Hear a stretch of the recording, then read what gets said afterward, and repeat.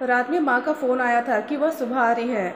उन्हें स्टेशन से लेने के लिए वह निकल ही रही थी कि फ़ोन की घंटी बज उठी।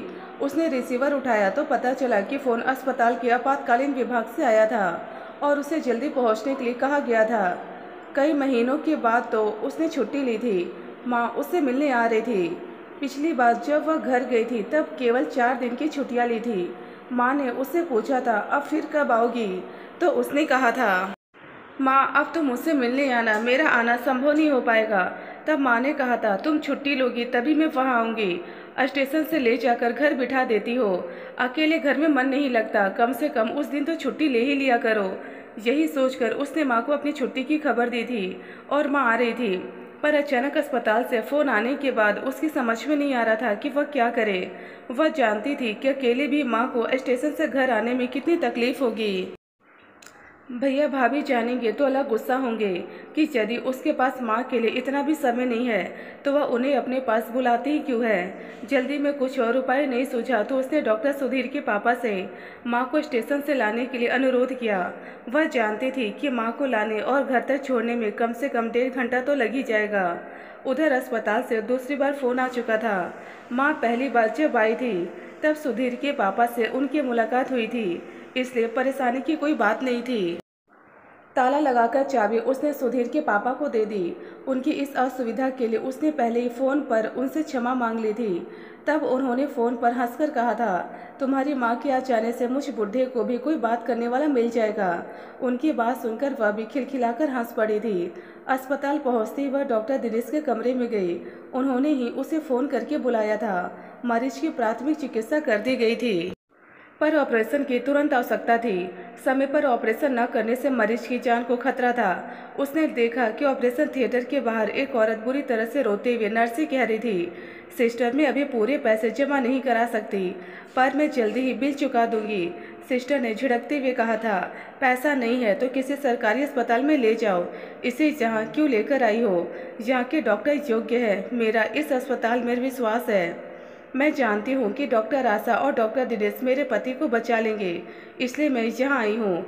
सिस्टर मैं एक एक पैसा चुका कर यहाँ से जाऊँगी। नर्स से बात करने के बाद वह औरत उसके पास आकर रोते रोते कह रही थी प्लीज़ मेरे पति को बचा लीजिए, मुझे पता है कि आप मेरे पति को बचा सकती हैं, बचा लेंगी ना आप। उसने उस औरत को सांत्वना दी। देखिए अपनी ओर से डॉक्टर पूरा प्रयत्न करता है, यह उसका कर्तव्य होता है, आप चिंता न करें, सब ठीक हो जाएगा। क्या हुआ था आपके पति को? पता नहीं डॉक्टर, रात पेट में दाईं ओर दर्द होता रहा, सुबह उठते ही खून की उल्टी हो गई।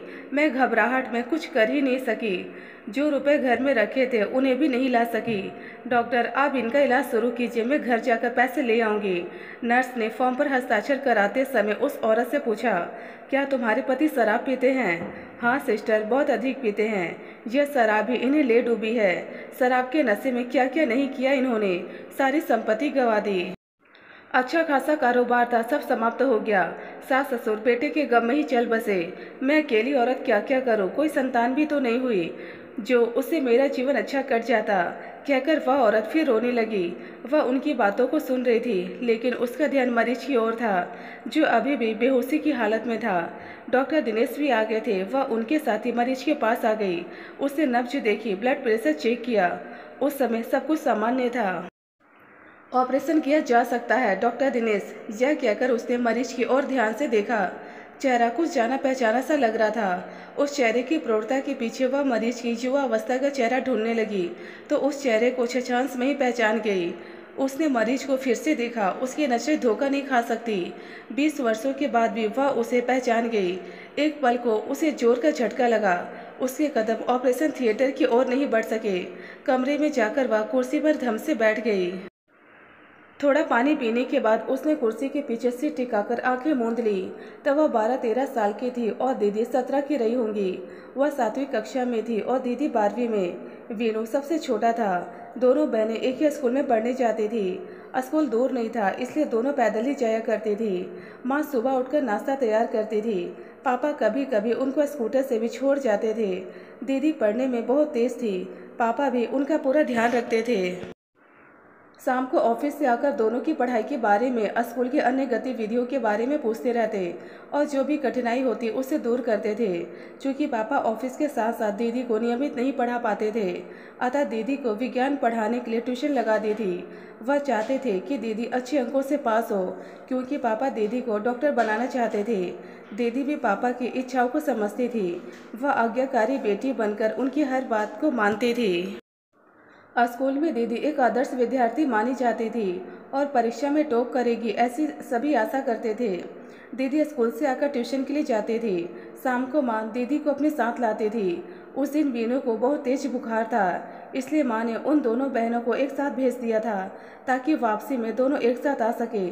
जनवरी का महीना था, दोनों बहनें घर की ओर जा रही थी और वह अनहोनी हो गई जिसने उसके घर को तिनका तिनका कर बिखेर दिया। उस अंधेरे ने जीवन में जो अंधकार भर दिया, उसकी पीड़ा वह आज भी महसूस करती है। ट्यूशन पढ़ाने वाले अध्यापक के घर से निकलकर वे कुछ ही दूर पहुंची थी कि एक कार तेजी से उनके पास आकर रुकी और वे कुछ संभल पाती कि कार खोलकर उतरी युवकों ने उन्हें कार में धकेल दिया। कार चल पड़ी तो उन दोनों युवकों ने अपनी हथेलियों से उनका मुंह जोर से बंद कर दिया ताकि वे चिल्ला न सके। तीनों युवकों ने उन्हें ले जाकर एक कमरे में बंद कर दिया था। फिर कुछ देर बाद तीनों युवक दोबारा वहां आए। वह डरी सहमी कोने में दुबककर खड़ी देखती रही। उसके सामने उसकी दीदी को नंगा कर दिया गया। एक ने दीदी के बाजू पकड़ लिए और दूसरे ने टांगे और फिर तीसरा। वह राक्षस दीदी छटपटाती रही, चिल्लाती रही, लेकिन उनके रोने को किसी ने नहीं सुना। वह दीदी को बचाने गई तो एक ने ऐसे जोर से धक्का दिया कि वह दीवार से जा टकराई और बेहोश हो गई।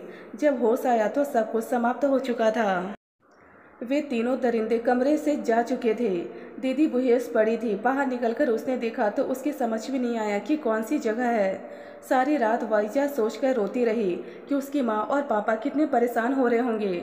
सुबह होने पर वह कमरे से बाहर निकलकर आई और किसी तरह अपने घर पहुंचकर माँ व पापा को सारी बातें बताई। जब उन्हें यह सब पता चला तो उनके पैरों के नीचे से जमीन खिसक गई। वे उसे लेकर वहाँ गए जहाँ दीदी को वे बेहोश छोड़कर आई थी। दीदी अभी भी बेहोश पड़ी थी। पापा दीदी को लेकर अस्पताल गए तो डॉक्टरों ने इलाज से ही पहले ढेरों प्रश्न कर डाले।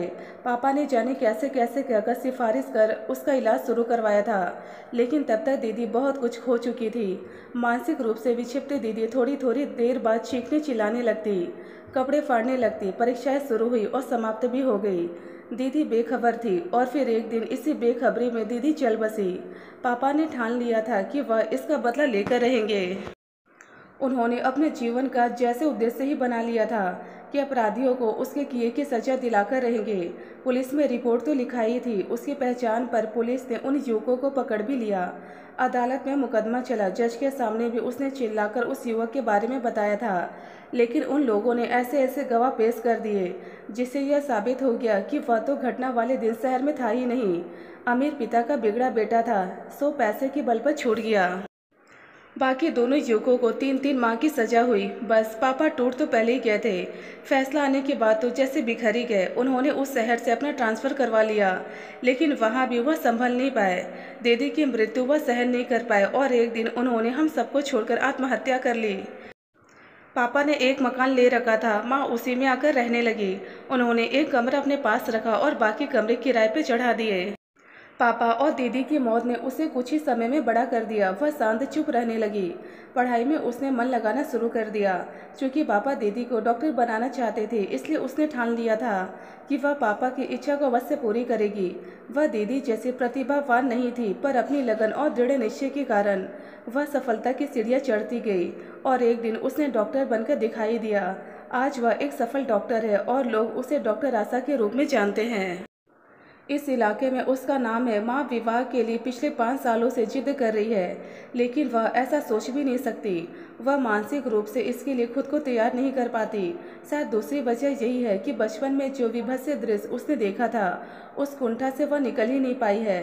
हारकर माँ ने वीनू का विवाह कर दिया और उसी के पास वह रहती है।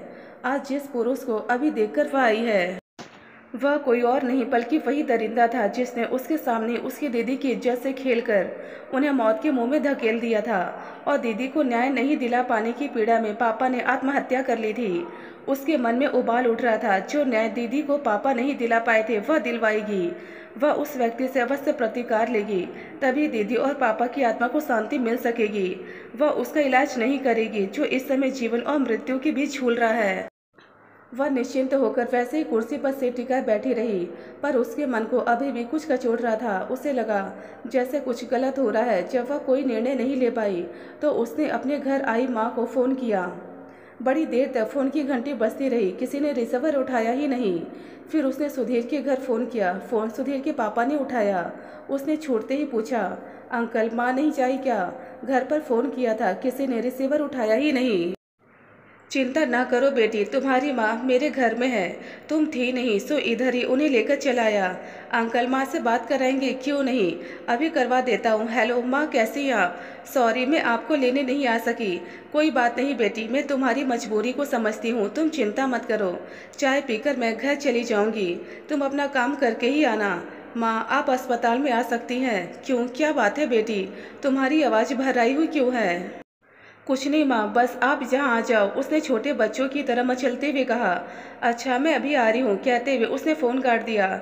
माँ जब अस्पताल पहुँची तब भी वह अपने कमरे में निश्चल बैठी थी। माँ को देखती वह उनसे लिपटकर रोने लगी।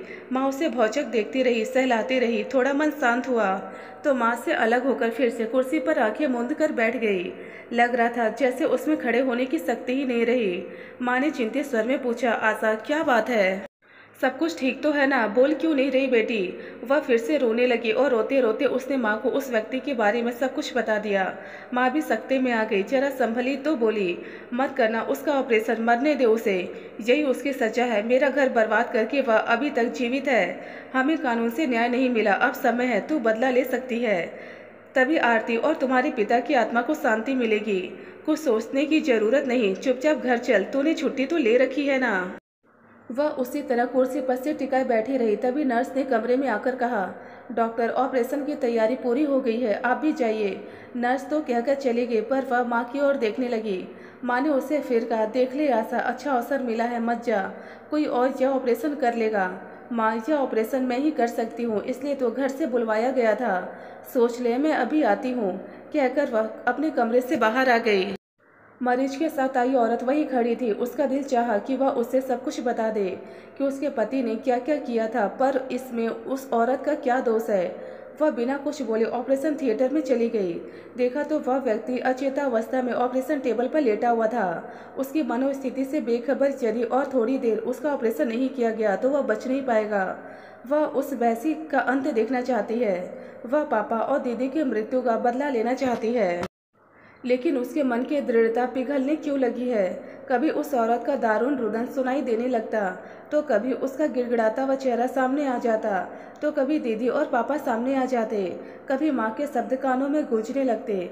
यह कैसा अंतर्द्वंद है, वह बदला ले या अपना कर्तव्य निभाए।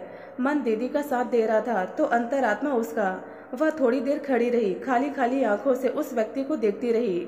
उसके चेहरे पर भाव आ जा रहे थे। नर्स हैरानी से उसे देख रही थी, बोली, डॉक्टर सब ठीक है ना? ठीक है, कहकर वह ग्लव्स और एप्रन पहनने लगी। 2 घंटे के अथक परिश्रम के बाद ऑपरेशन पूरा हो गया। वह निढालसी होकर बाहर आई। वह औरत उसकी ओर बढ़ी, पर उससे वह कुछ कह नहीं पाई। उसके कंधे पर हाथ रखकर वह अपने कमरे की ओर चली आई थी। माँ अभी तक वहीं थी। वह उनकी गोद में सिर रखकर फफक कर रो पड़ी। माँ उसके सिर को सहलाते हुए खुद भी रो पड़ी। उन दोनों की आंखों से अब आंसू के रूप में अतीत का दर्द बह रहा था। दोस्तों, यदि आपको यह कहानी पसंद आए तो प्लीज़ हमें कमेंट बॉक्स में कमेंट कर अपने विचार जरूर बताएं। ढेरों पारिवारिक और शिक्षाप्रद कहानियाँ सुनने और पढ़ने के लिए हमारे चैनल दर्द भरी हिंदी कहानियाँ को जरूर सब्सक्राइब करें। धन्यवाद दोस्तों।